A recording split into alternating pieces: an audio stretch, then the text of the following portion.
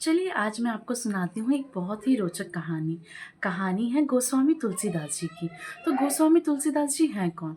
गोस्वामी तुलसीदास जी एक महान कवि हैं, जिन्होंने कई काव्य ग्रंथों की रचना की और उनका सबसे सुप्रसिद्ध और पावन ग्रंथ है श्री रामचरितमानस। तो आइए जानते हैं गोस्वामी तुलसीदास जी की जीवनी। गोस्वामी तुलसीदास जी का जन्म ही बड़ा अद्भुत था। उनकी जन्म की घटना ही ऐसी थी जो उन्हें एक सामान्य व्यक्ति से अलग करती है। उनका जन्म उत्तर प्रदेश के राजापुर गांव में एक सम्मानित ब्राह्मण रहते थे। उनका नाम था आत्माराम दुबे।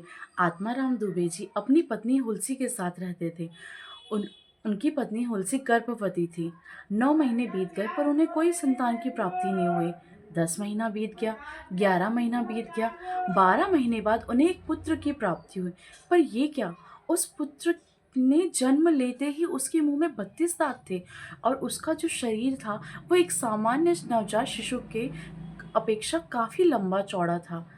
और इससे वो बड़े चिंतित हो गए। जब उन्होंने जाना तो उनका जन्म ही एक अशुभ समय में हुआ था।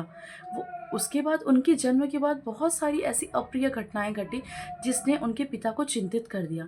उनके पिता को यह चिंता होने लगी कहीं मेरे इस एक संतान के कारण मेरे संपूर्ण परिवार पर कोई संकट ना आ जाए।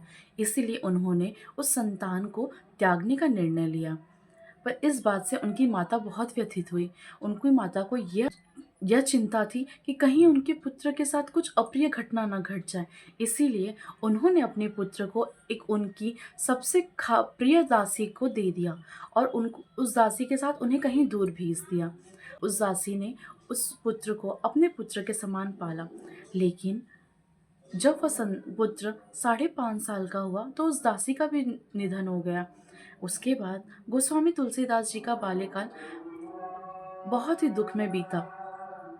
गोस्वामी तुलसीदास जी के बचपन का नाम राम बोला था। राम बोला उनका नाम इसीलिए पड़ा क्योंकि जन्म लेते ही उन्होंने सबसे पहला शब्द राम बोला था, इसलिए उनका नाम राम बोला पड़ा। इसके बाद उनका आध्यात्म जीवन क्या है हम नेक्स्ट वीडियो में देखेंगे। जय श्री राम, हर हर महादेव।